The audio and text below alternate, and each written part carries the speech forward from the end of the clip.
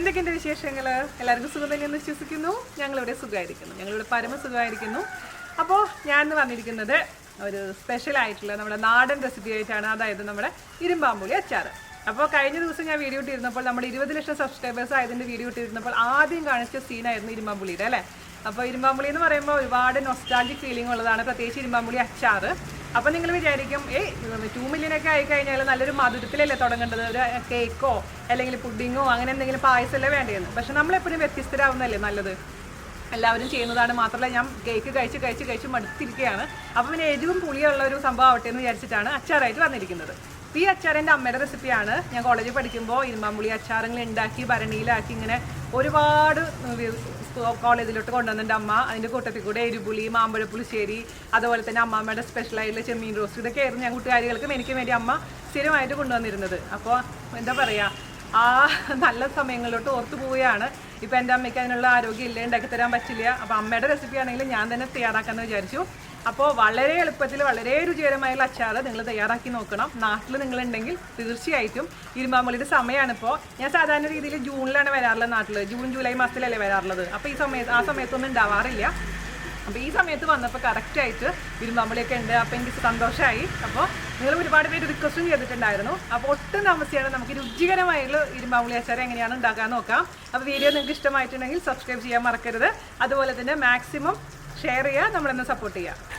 അപ്പോൾ നമുക്ക് 2 million subscribers സ്പെഷ്യലായിട്ട് എന്താണ് ചെയ്യേണ്ടത്, നമ്മുടെ ഇരുമ്പാമ്പുളി അച്ചാർ. നിങ്ങൾ ഒരുപാട് നാളുകളായി എൻ്റെ അടുത്ത് ചോദിക്കുന്ന ഒരു റെസിപ്പി ആയിരുന്നു ഇരുമ്പാമ്പുളി അച്ചാർ, നമ്മുടെ നാടൻ ഇരുമ്പാമ്പുളി അച്ചാർ. അപ്പോൾ ഞാൻ പറയാറില്ലേ, ദുബായിലാണെങ്കിൽ എനിക്കത് കിട്ടാറില്ല. അപ്പോൾ നാട്ടിൽ വരുമ്പോൾ മാത്രമാണ് ഉണ്ടാവാറുള്ളൂ. അതും ഞാൻ ജൂലൈയിൽ വരുമ്പോൾ ഇരുമ്പാമ്പുളിയുടെ സീസൺ കഴിഞ്ഞിട്ടുണ്ടാവും. അപ്പോൾ ഭാഗ്യത്തിന് ഇപ്പോൾ ഈ സമയത്തായതുകൊണ്ട് നിറയെ ഇരുമ്പാമ്പുളി ഉണ്ട്. അപ്പോൾ അത് നിങ്ങൾക്കൊന്ന് അച്ചാർ ഉണ്ടാക്കി കാണിച്ചു തരാമെന്ന് വിചാരിച്ചു. അപ്പോൾ ഇത് ഞാൻ ഓൾറെഡി ഇപ്പം ഞാൻ നിങ്ങൾക്ക് ജസ്റ്റ് ഒന്ന് കാണിച്ചു തന്നു മാത്രം. ഈ ഒരു പരിവാണ് കേട്ടോ ഇരുമ്പാമ്പുളി അച്ചാർ ഉണ്ടാക്കാൻ വേണ്ട പുളിയുടെ സൈസ് എന്ന് പറയുന്നത്. നമ്മളിപ്പോൾ ഈവനിങ് ആണ് ഞാൻ മുറിച്ചിട്ട് ഉപ്പ് ചേർത്തിട്ട് മിക്സ് ചെയ്ത് ഫ്രിഡ്ജിൽ വെച്ചിട്ടുണ്ടായിരുന്നു. അപ്പോൾ ഈ ഒരു കളറായിട്ട് മാറി. നിങ്ങൾക്ക് അങ്ങനെ വെക്കണമെന്ന് ഒരു നിർബന്ധമില്ല കേട്ടോ. എനിക്ക് സമയം ഉണ്ടായിരുന്നതുകൊണ്ട് ഇന്നലെ രാത്രി മുറിച്ച് വെച്ചു എന്ന് മാത്രം. അല്ലെങ്കിൽ നമുക്ക് അപ്പം തന്നെ ഇതേപോലെ തന്നെ ഉപ്പ് ചേർത്ത് ഒരു 10 മിനിറ്റ് വെക്കുക, അതിനുശേഷം ഉണ്ടാക്കുക. ഞാനിപ്പോൾ അരിഞ്ഞ് വെച്ചിരിക്കുന്നത് 3 കപ്പാണ് അളവ്. 250 ml ഗ്ലാസ്സിൽ 3 കപ്പ് ഉണ്ടായിരുന്നു ഈ അരിഞ്ഞ് വെച്ചിരിക്കുന്ന ഇരുമ്പാമ്പുളിയുടെ അളവ്. അപ്പോൾ ആ ഒരു അളവിലാണ് പറയാൻ പോകുന്നത്. അപ്പോൾ നമുക്കിനി ഇരുമ്പാമ്പുളി അച്ചാർ ഉണ്ടാക്കാൻ തുടങ്ങാം. അതിന് വേണ്ടിയിട്ടൊരു ഞാനൊരു ചീനച്ചട്ടി അടുപ്പത്ത് വെച്ചിട്ടുണ്ട്. അതിലോട്ട് ഞാനിവിടെ ഉപയോഗിക്കുന്ന നല്ലെണ്ണയാണ്. പക്ഷെ നിങ്ങൾക്ക് വെളിച്ചെണ്ണയിലും ഉണ്ടാക്കാം കേട്ടോ. നല്ല അച്ചാർ ഉണ്ടാക്കാൻ എനിക്ക് ഏറ്റവും ഇഷ്ടം നല്ലെണ്ണയാണ്. പക്ഷെ അമ്മയൊക്കെ വെളിച്ചെണ്ണയിലാണ് ഉണ്ടാക്കിക്കൊണ്ടിരുന്നത്. അപ്പോൾ നമുക്കിത് ആദ്യം തന്നെ ചീനച്ചട്ടിയിലോട്ട് നല്ലെണ്ണ ഒഴിച്ചു കൊടുക്കാം. അച്ചാറായതുകൊണ്ട് കുറച്ച് അധികം ഞാൻ ഒഴിച്ചിട്ടുണ്ട്. പക്ഷെ നിങ്ങൾക്ക് വേണമെങ്കിൽ പക്ഷേ എണ്ണയുടെ അളവ് കുറയ്ക്കാം. അപ്പോൾ ഇതൊന്ന് ചൂടാവട്ടെ. നമ്മുടെ എണ്ണ ചൂടായിട്ടുണ്ട്. അതിലോട്ട് നമുക്ക് 1 ടീസ്പൂണോളം കടുക് ചേർത്ത് കൊടുക്കാം. കടുക് പൊട്ടിക്കൊണ്ടിരിക്കുന്ന സമയത്ത് നമുക്കതിലേക്ക് 2-3 വറ്റൽമുളക് പൊട്ടിച്ചത് ചേർത്ത് കൊടുക്കാം. പിന്നെ നമുക്ക് ഫ്രഷ് ആയിട്ടുള്ള കറിവേപ്പില ഒരു 3-4 കതിര് ചേർത്ത് കൊടുക്കാം. ഇനി ഞാനിതിലേക്ക് ചേർത്ത് കൊടുക്കാൻ പോകുന്നത് 4 കുടം വെളുത്തുള്ളി. നാട്ടിലെ വെളുത്തുള്ളിയാണ് കേട്ടോ. ചെറിയ വെളുത്തുള്ളി 4 കുടം. ഇപ്പോൾ വലിയ വെളുത്തുള്ളിയൊക്കെ ആണെങ്കിൽ, ചൈനീസ് വെളുത്തുള്ളിയൊക്കെ ആണെങ്കിൽ 2 കുടം മതിയാകും. അത് നൈസാക്കി അരിഞ്ഞിട്ടുണ്ട്, അത് ചേർത്ത് കൊടുക്കാം.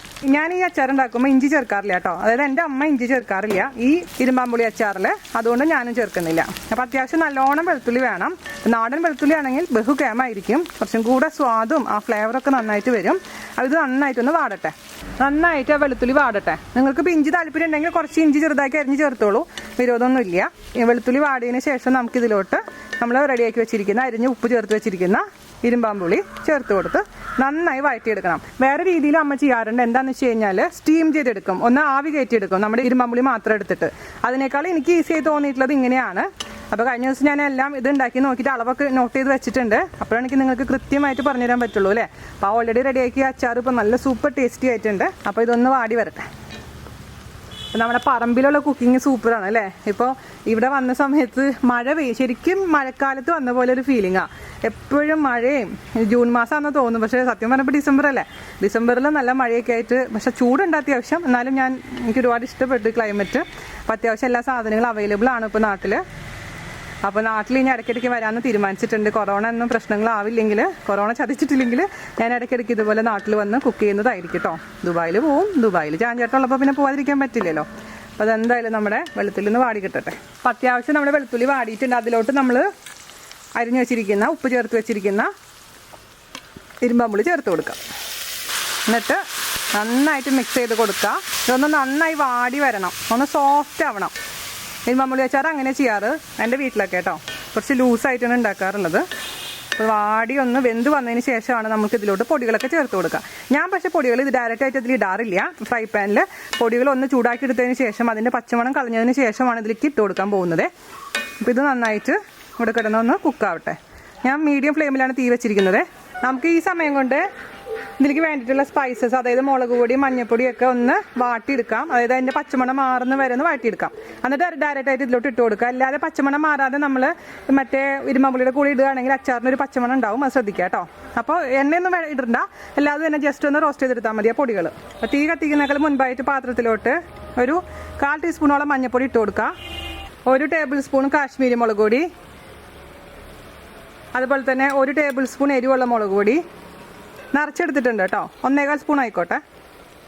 ഉലുവയുടെ പൊടി ഒരു 1/4 ടീസ്പൂണോളം ഇട്ട് കൊടുക്കുക. ഫ്രഷ് ആയിട്ട് കായം പൊടിച്ചത് 1/4 ടീസ്പൂൺ. തീ ഓൺ ചെയ്യുക. അതിനുശേഷം ചെറിയ തീയിലിട്ടിട്ട് ഇതൊന്ന് ഇളക്കി കൊടുക്കുക. പച്ചമണം മാറുന്നവരെ ഇളക്കി കൊടുക്കുക. സ്പൈസ് ലെവലൊക്കെ നിങ്ങളുടെ ഇഷ്ടത്തിനനുസരിച്ച് മാറ്റം വരുത്തണം കേട്ടോ. അപ്പോൾ ഞാനിപ്പോൾ ചെറിയൊരു അളവിൽ അച്ചാർ ഉണ്ടാക്കുന്നുള്ളൂ, അതുകൊണ്ടാണ് ഇത്രയും കുറച്ച് എടുത്തിരിക്കുന്നത്. ഇപ്പോൾ കാശ്മീരി മുളക് പൊടി നിങ്ങളുടെ അടുത്ത് ഇല്ല എന്നുണ്ടെങ്കിൽ അതിന് പകരമായിട്ട് മറ്റേ മുളക് പൊടിയുടെ അളവ് കൂട്ടി ഇട്ട് കൊടുത്താൽ മതിയാവും. അല്ലെങ്കിൽ നേരെ തിരിച്ചും ചെയ്യാം. എരിവുള്ള മുളക് പൊടി അല്ലെങ്കിൽ കാശ്മീരി മുളക് പൊടി മാത്രം ഉപയോഗിക്കാം. അങ്ങനെയാണെങ്കിലും കാശ്മീരി മുളക് പൊടി കൂടുതലിടണം കേട്ടോ. അപ്പോൾ ഇതിൻ്റെ ഒന്ന് പച്ചമണം മാറുന്ന വരെ ചെറിയ തീയിലിട്ടിട്ട് ഇളക്കി കൊടുത്താൽ മതി. ഇത് കോഴിയും ഒക്കെയാണ് കേട്ടോ, ഭയങ്കര ബഹളമാണ്, പക്ഷെ എനിക്കിഷ്ടമായിട്ടുണ്ട്. അപ്പോൾ നമ്മുടെ ഇരുമ്പുളി ഏകദേശം നന്നായി കുക്കായിട്ടുണ്ട് കേട്ടോ. ഇരുമ്പുളി കുക്കായിട്ടില്ലെങ്കിൽ എന്ത് പറ്റുമെന്ന് വെച്ച് കഴിഞ്ഞാൽ വേറൊരു ടേസ്റ്റ് വരും. നമ്മുടെ അച്ചാറിൻ്റെ രുചിയെ തന്നെ മാറിപ്പോവും. അതുകൊണ്ട് അത് കുക്കായെന്ന് ഉറപ്പ് വരുത്തണേ. അതിലോട്ട് നമ്മൾ റോസ്റ്റ് ചെയ്ത് വെച്ചിരിക്കുന്ന പൊടികൾ ചേർത്ത് കൊടുക്കാം. നന്നായിട്ട് ഇളക്കി കൊടുക്കാം. എരിവ് നോക്കിയിട്ട് എരിവ് പോരാന്നുണ്ടെങ്കിൽ വീണ്ടും ഇട്ട് കൊടുത്തോളൂ കേട്ടോ. അപ്പോൾ മുളക് പൊടിയൊക്കെ മിക്സ് ചെയ്ത് കുറച്ച് നന്നായിട്ടൊന്ന് 2-3 മിനിറ്റോളം ഇത് കുക്ക് ചെയ്തെടുക്കാം. അപ്പോൾ എണ്ണ തെളിയാൻ തുടങ്ങും. പിന്നെ നിങ്ങൾക്ക് ഇതുപോലെ ഈ രീതിയിൽ മാത്രമാണെങ്കിൽ ഇത്ര ചാറുണ്ടാവില്ല. കുറച്ചും കൂടി കഴിയുമ്പോൾ ഭയങ്കര കട്ടിയായിട്ട് മാറും. എനിക്കൊക്കെ ഇഷ്ടം കുറച്ച് ചാറോട് കൂടി അച്ചാർ കഴിക്കാനാണ്. അപ്പോൾ നിങ്ങൾക്ക് ചാറ് വേണ്ടാന്നുണ്ടെങ്കിൽ ഈ ഒരു പരിവാകുമ്പോൾ നിങ്ങൾക്ക് ഓഫ് ചെയ്യാം. ഓക്കെ, ഉപ്പൊക്കെ നോക്കിയിട്ട് ഓഫ് ചെയ്യാം. പക്ഷേ ഞാൻ കുറച്ച് ചാറിന് വേണ്ടിയിട്ട് കുറച്ച് ചൂടുവെള്ളം തിളപ്പിച്ചിലേക്ക് ഒഴിക്കാൻ പോവുകയാണ്. അപ്പോൾ വെള്ളം നിങ്ങൾ ഇഷ്ടത്തിനനുസരിച്ച് ഒഴിച്ചോളൂ. ഒഴിക്കുകയോ ഒഴിക്കാതിരിക്കുകയോ ചെയ്യാം. വേറൊരു കാര്യം, ഇതിപ്പോൾ അപ്പം ഒരു കറി പോലെ കഴിക്കാനാണെന്നുണ്ടെങ്കിൽ ഇതിൽ നമ്മൾ വിനീഗർ ഒഴിക്കില്ല. കാരണം ഇതിൽ അത്യാവശ്യം പുളി ഉണ്ട്. പക്ഷേ കുറച്ച് ദിവസം സൂക്ഷിക്കണം എന്നുണ്ടെങ്കിൽ ഒരല്പം വിനീഗർ ഒഴിച്ചാൽ മാത്രമേ കേടാവാതിരിക്കുള്ളൂ. മനസ്സിലായോ? അതുകൊണ്ട് ഞാൻ ഇച്ചിരി ദിവസം സൂക്ഷിക്കണം എന്നുള്ളത് കൊണ്ട് മാത്രം കുറച്ച് വിനീഗറിലേക്ക് ഒഴിച്ചു കൊടുക്കുകയാണ്. ഒരു 4 ടേബിൾ സ്പൂണോളം വിനീഗർ ഞാൻ ഒഴിച്ചു കൊടുത്തിട്ടുണ്ട് കേട്ടോ. ഒരുപാട് വെള്ളം ഒഴിക്കേണ്ടി വരില്ല, ഒരു 1/2 ഗ്ലാസോളം വെള്ളം ഒഴിക്കേണ്ടി വരുള്ളൂ. ഞാൻ അതിൻ്റെ രുചിയൊന്ന് നോക്കട്ടെ. ആഹാ, സൂപ്പർ. കുറച്ചും കൂടി ഉപ്പാവാം കേട്ടോ. ഉപ്പ് പോരാ, ശരിയും പുളിയൊക്കെ പെർഫെക്റ്റ് ആയിട്ടുണ്ട്. ശരിയും കൂടി ഉപ്പിട്ട് കൊടുത്തിട്ടുണ്ട് ഞാൻ ഒരു 1/4 ടീസ്പൂൺ. അപ്പോൾ ഉപ്പിൻ്റെ അളവ് നിങ്ങളുടെ ഇഷ്ടത്തിനനുസരിച്ച് മാറ്റം വരുത്തണം, അത് മറക്കരുത്. നമ്മുടെ വെള്ളം തിളയ്ക്കുമ്പോൾ വെള്ളത്തിലേക്ക് ഒഴിച്ചു കൊടുക്കുക. വെള്ളം ആവശ്യമുണ്ടെങ്കിൽ മാത്രമേ. പിന്നെ ഇതൊക്കെ ഈ അച്ചാറൊക്കെ എപ്പോഴും ഫ്രിഡ്ജിൽ സൂക്ഷിക്കണം നല്ലത്.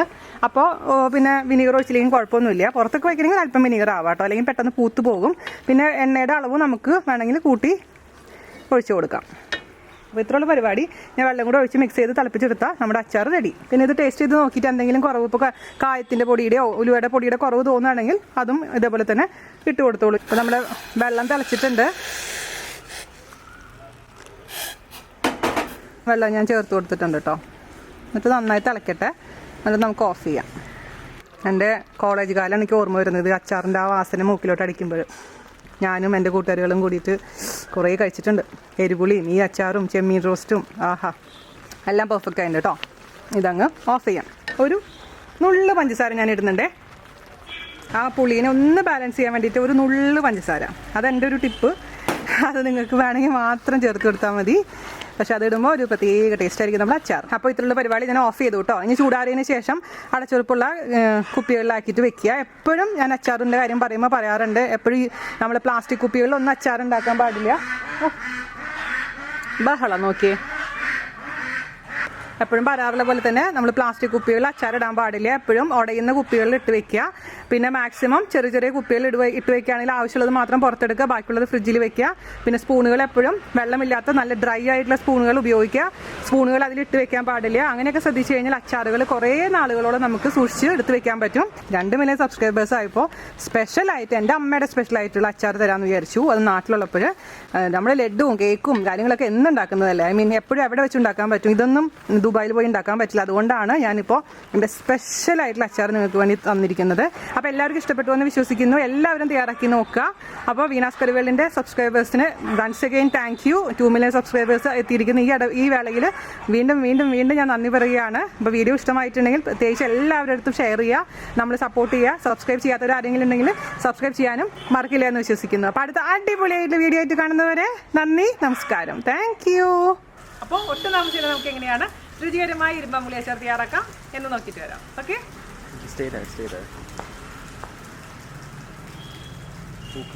പൂക്കുല എടെ ജ്യൂസാണത്. പൂക്കുലയിലേക്ക് ഉണ്ടാക്കാനുള്ള സമയമില്ല. മാത്രമല്ല അത് കഴിച്ച് കഴിഞ്ഞാൽ കുറച്ച് വണ്ണൊക്കെ വെക്കും. അതുകൊണ്ട് കുട്ടമ്പായി ഇതാ എനിക്ക് വെള്ളം ചേർക്കാതെ പൂക്കുല അടിച്ചു കൊണ്ടുവന്നിട്ടുണ്ട്, ജ്യൂസാക്കി അടിച്ചു കൊണ്ടുവന്നിട്ടുണ്ട്.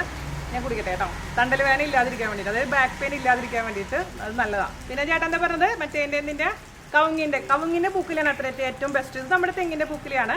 അപ്പോൾ ഞാൻ കുടിക്കട്ടെ കേട്ടോ.